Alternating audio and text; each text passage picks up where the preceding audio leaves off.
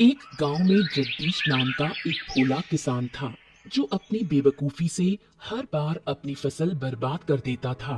बारिश के मौसम में धान की जगह तरबूज की खेती करता। अरे सुनते हो, क्या तुम्हें कभी अक्ल आएगी या नहीं? अरे अब का हो गया भाई, काहे चिल्ला रही हो? चिल्लाऊं नहीं तो क्या करूं? इस बारिश में जब सब लोग धान की खेती करते हैं, तुम तरबूज की खेती कर रहे हो।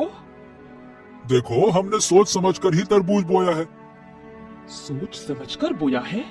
सुनो तो जरा, क्या सोचा था तुमने? हाँ, अब सुनो।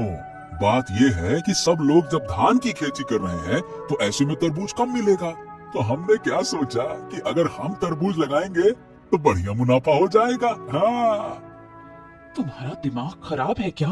बारिश में कभी तरबूज होता है? क्या बात कर रही हो? बारिश में तरबूज नहीं होता है क्या? अब मैं क्या कहूँ, तुम तो सब जानकर ही खेती करते हो ना। अरे ऐसे काहे कह रही हो? पहले बता दिया होता तो हम तरबूज लगाए भी नहीं करते। तुम्हें पहले मैं कैसे बताऊं? क्या तुम मुझसे सलाह लेते हो कभी? हाँ, अब रहने दो, ज्यादा डांटो नहीं। आगे से ऐसा हम नहीं करेंगे। जाओ यहाँ से, मेरी नजरों से दूर हो जाओ। जगदीश की एक बेटी थी, नाम था दिव्या।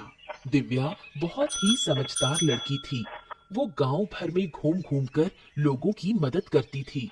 सुबह जब वो बुढ़िया के घर के सामने से गुजर रही थी तो देखा कि वो बुढ़िया रो रही है। अरे बूढ़ी माँ, आप रो क्यों रही हैं? क्या हुआ? मत पूछ बेटी, मेरे रसोई घर की छत गिर गई है। अब मैं क्या करूंगी? छत गिर गई? किसी से मदद मांगिए ना। कई लोगों से मांगी, पर कोई मदद करने को तैयार नहीं। क्या क्या मदद करने से कोई नुकसान हो जाता? रुको, मैं देखती हूँ क्या किया जा सकता है। बूढ़ी माँ, अब आप दूसरे सिरे को पकड़ो, मैं ऊपर उठाती हूँ। छत ऊपर चढ़ा देंगे। दोनों के प्रयास से छत वापस जगह पर लग जाती है। बुढ़िया बहुत खुश हो जाती है। वाह, तेरी अक्ल तो कमाल की है।